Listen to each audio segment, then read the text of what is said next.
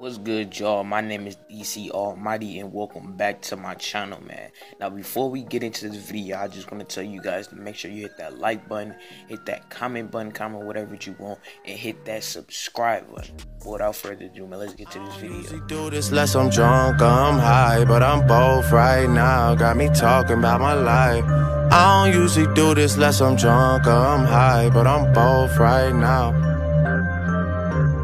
I don't usually do this less I'm drunk or I'm high, but I'm both right now and I need you in my life. I don't usually do this less I'm drunk or I'm high, but I'm both right now. Yeah, I'm both. A few days ago, the Oklahoma City Thunder traded away Carmelo Anthony, and in return, they received a very young and good talent in Dennis Schroeder. So it had me thinking, can the Oklahoma City Thunder be actual contenders in the Western Conference? Not only did they get rid of cap space in trading away Carmelo, saving them upwards of $85 million. Not only do they clear that much cap space and don't have to go too far into the luxury tax, they also get a better player at this stage in their careers, a very young talent as well. In this video, I'm going to give you guys my reasons as to why I believe that the Oklahoma City Thunder can actually be real contenders in the Western Conference.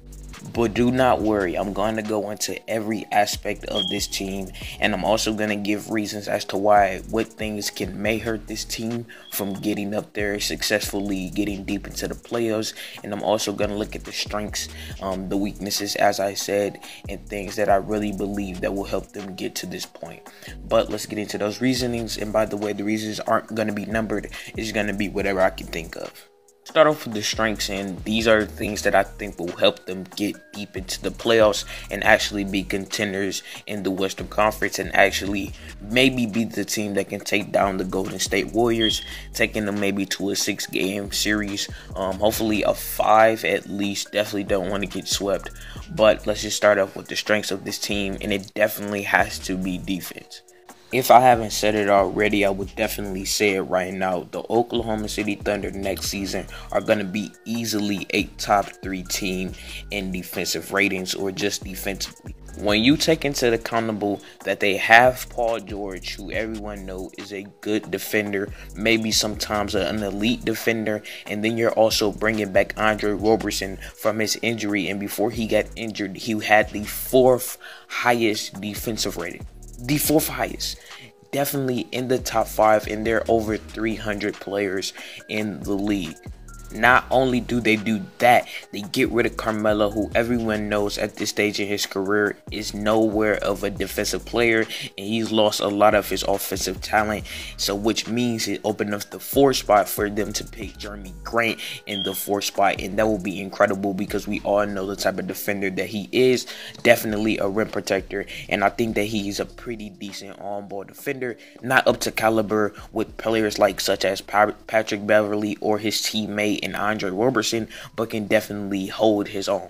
I also think another strength of theirs will have to be that their second unit got way better than last year. Even though they only added 2 players to play as their second unit, I think that those 2 players can definitely do damage, just adding that to the talent that they already had coming off the bench alone. Not only did they add Schroeder, but they also added Nerlens Noel, who, as we all know, is a pretty good defender. Not so much of an on-ball defender, but definitely can defend the paint. And that's something that I think the Oklahoma City needs, because although Steven Adams is a great center in this league, I definitely think a top 5 center in this league, he's not really of a defender and definitely not really so much as a rim protector. So adding Nerlens Noel with Jeremy Grant, and all we know is that when they both played in Philly together, they were very high in the standings and defensively. And this is also still a dude at this stage in his career is very young. So he has potential to get better. And if he can become extremely better and possibly be a top 15 center in this league playing with the Oklahoma City Thunder, I think that they can go really far.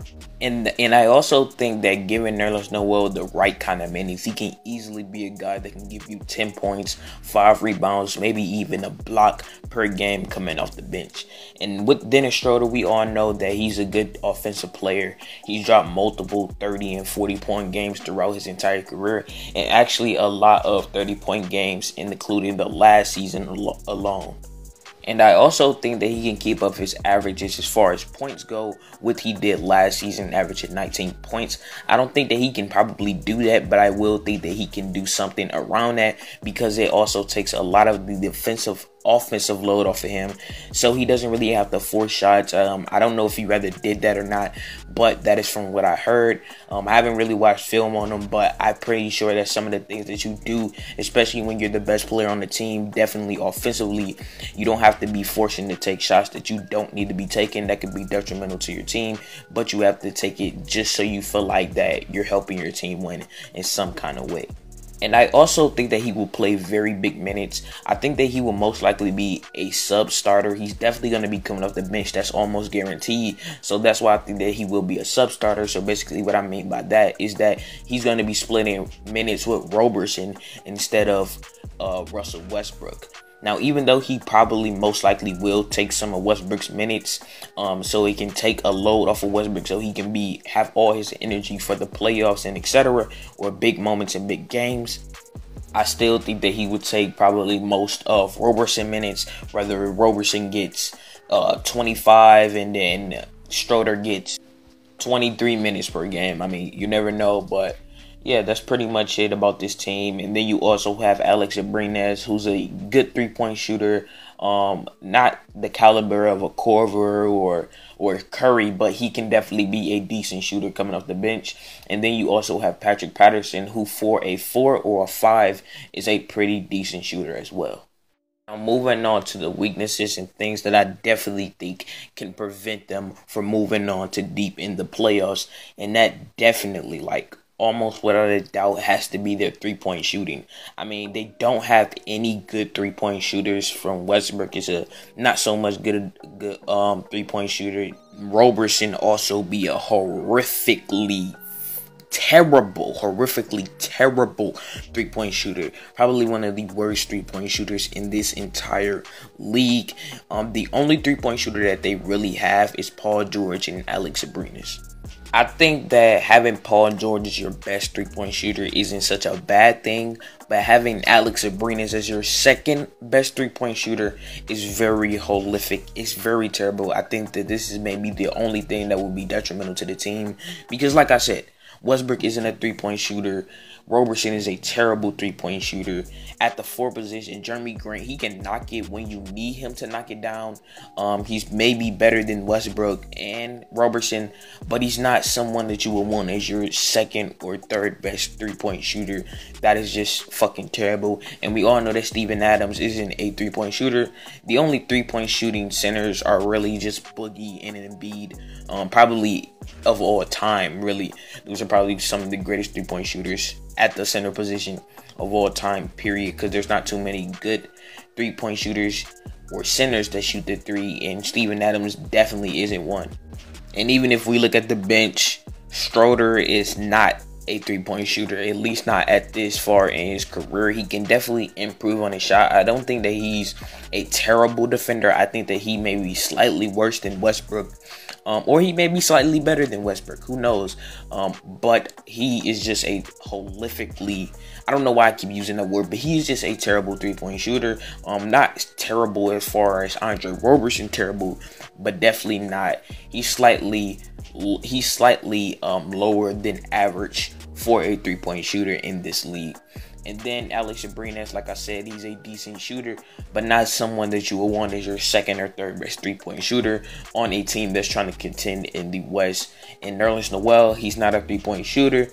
I went on earlier in the video and said that Patrick Patterson is a decent shooter for the 4 position in which he is. So the only three-point shooter that you have on your team that is decent is Jeremy Grant, Paul George, who's a good three-point shooter, definitely a top 10 three-point shooter in the league in my opinion, and Alex Abrines. Like, that's really not what you want taking on that 3-point role on your team. Definitely not. But y'all, that'll be also for this video. Hopefully I attacked on everything that can make you see the brighter light in this team, and maybe put them into perspective in your eyes, and maybe you could see someone of them being contenders in the Western Conference.